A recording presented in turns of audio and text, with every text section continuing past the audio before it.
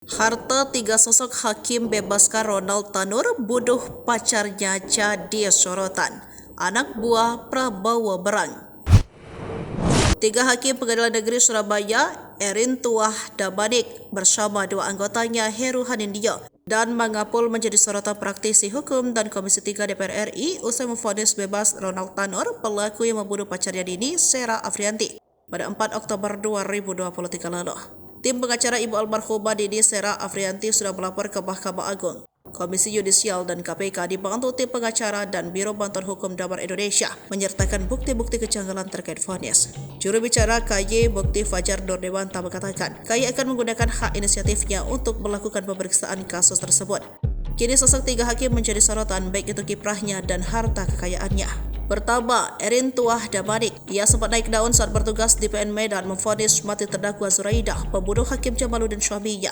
Namun kiprah pria asal Pematang Siantar yang kini berusia 63 tahun itu kini menjadi sorotan. Hartanya pun menjadi sorotan sebab dalam LHKPN yang disampaikan 16 Januari 2023 mempunyai total harta kekayaan sebesar 8,55 miliar rupiah.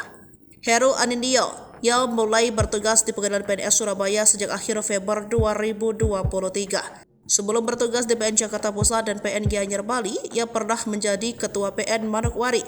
Dalam LHKPN pada 30 Maret 2019, ia mempunyai harta 5,6 miliar. Rincian aset yang dimiliki adalah 2 tanah dan bangunan, 2 kendaraan, harta bergerak lainnya dan kas. Ketiga, Mangapul.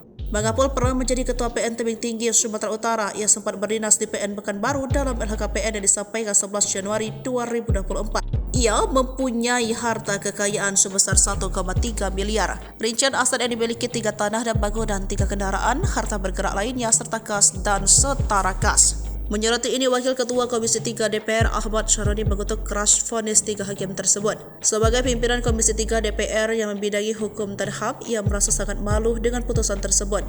Rusak menegakkan hukum kita, kata Syaroni dalam keterangannya Rabu 24 Juli 2024. Hal serupa juga dikatakan Wakil Ketua Komisi 3 DPR RI Habibur Rahman, anak buah Prabowo dari Parpol Gerindra ini, prihatin terhadap vonis bebas tersebut. Kami sangat prihatin sekali dengan vonis bebas terhadap saudara Gregorius Ronald Tanur, jelasnya.